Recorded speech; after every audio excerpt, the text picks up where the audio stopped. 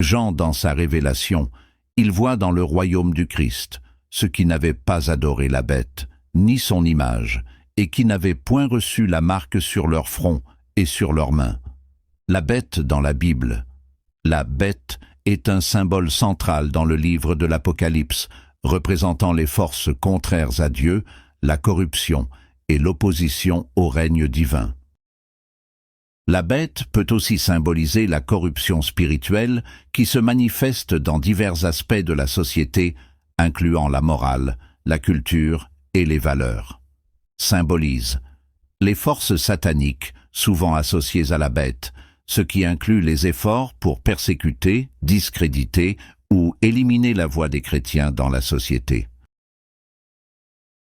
Nous pensons que les éléments de la bête sont déjà présents dans le monde, à travers les systèmes de contrôle, d'oppression et de déshumanisation qui se manifestent dans diverses sociétés.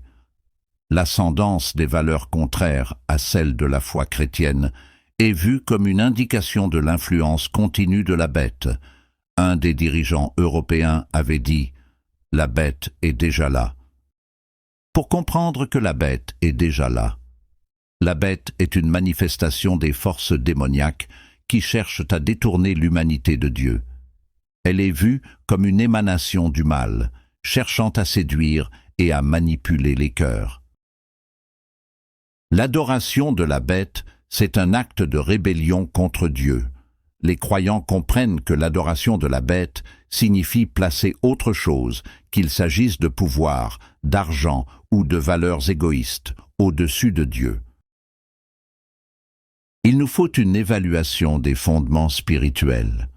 Le croyant doit examiner sa propre vie pour s'assurer qu'il ne tombe pas dans le piège de l'adoration de ce qui est contraire à Dieu, que ce soit par des choix personnels, des influences culturelles ou des systèmes politiques.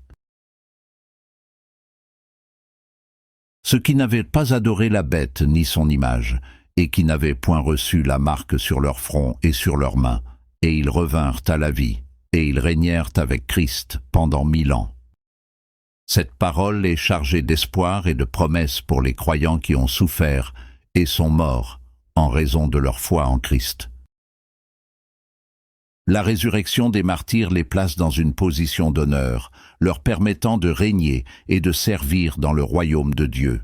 Ils sont appelés à participer à l'administration de la justice divine et à la glorification du Christ.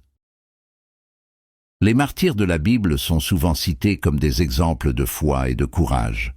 Leur testament encourage les croyants à vivre leur foi avec audace, même face à l'adversité.